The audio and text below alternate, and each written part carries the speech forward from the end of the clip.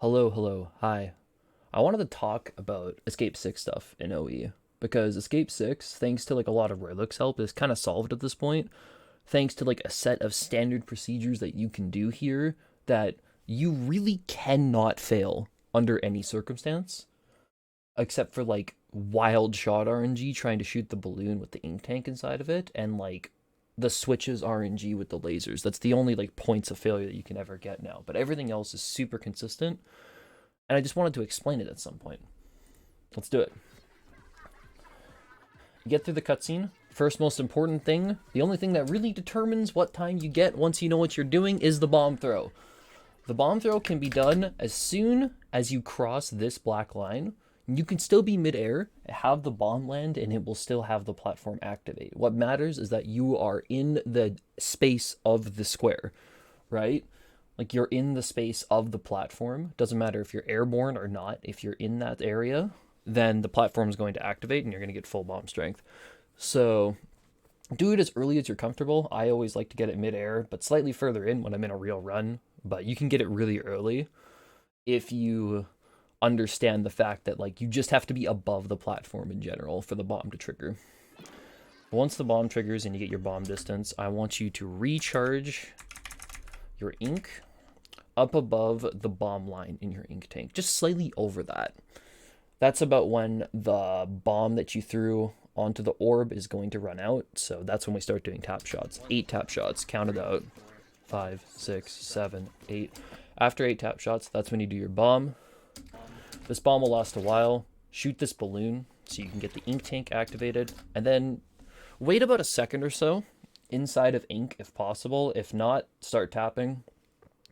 Like if there's pink ink still in your general area that you can recover ink from, you should do that while the platform's still moving, but sometimes it's covered by enemy shots, so you might just have to tap and like slow down your tap speed to recover a little bit more ink, right? But as we approach, I like to call these corners, right? When the platform like rotates around this part so it can go to like the next straightaway, I call it a corner. And when the platform's rotating around this corner, I want you to get closer to the orb. Whoever's doing it, get closer to the orb. It's way easier to land your shots if you're closer to the orb, because as the platform makes sudden movements and jutters like back and forth as it's changing direction, you're not going to get thrown off by it because you're so close to the orb that even if your crosshair like shakes or you move around, that your shot's still going to hit the orb, and it's really easy to line up that way. But after it's done clearing the corner, then back up, so not all of these shots will hit the orb. In this case, it did for me. Still continue to do your taps. I like to hold down the trigger as I'm crossing past this first guy. That's useful for me because then I don't have to try to like bring my shots around, and I recovered enough ink before that it's not an issue.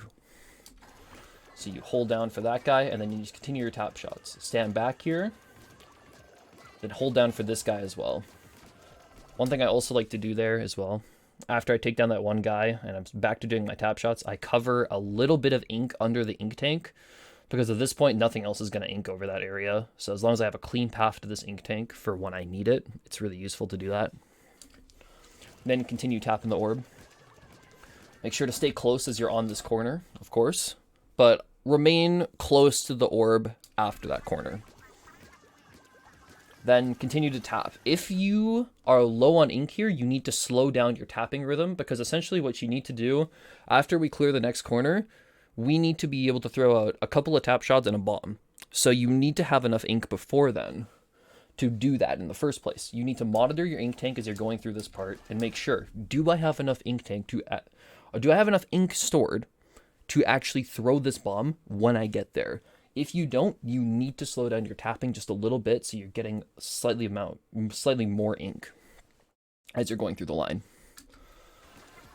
Pay close attention to that. Stay close to the center as you go around this corner here. After you finish this corner, like when the platform stops rotating, tap one more time, then throw your bomb. This will set up the positioning perfectly for what we're going to try to do here. So you tap that one more time, you throw the bomb, then grab this ink tank, shoot this enemy, wait for the orb roughly to pass this balloon, With this camera angle setup that I'm doing, I'm mainly just looking like, oh, is the orb past the balloon? Yes, it is. So what I do here, I hold down maybe like 8 to 10 shots on the balloon. Look at that again.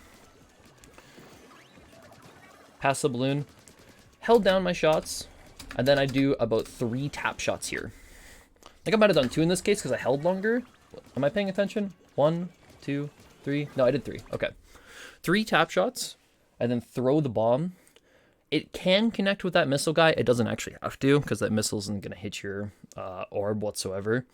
But that's a good way to set up, first, your ink tank, so you have a good amount of ink left to take out the guy in front of you, but also, like, the speed of the orb at the same time. That setup just ensures that you have tons of time to kill this guy and then get back, with plenty of ink left to spare and the platform still moving. After that, get back to behind the orb after you kill the guy.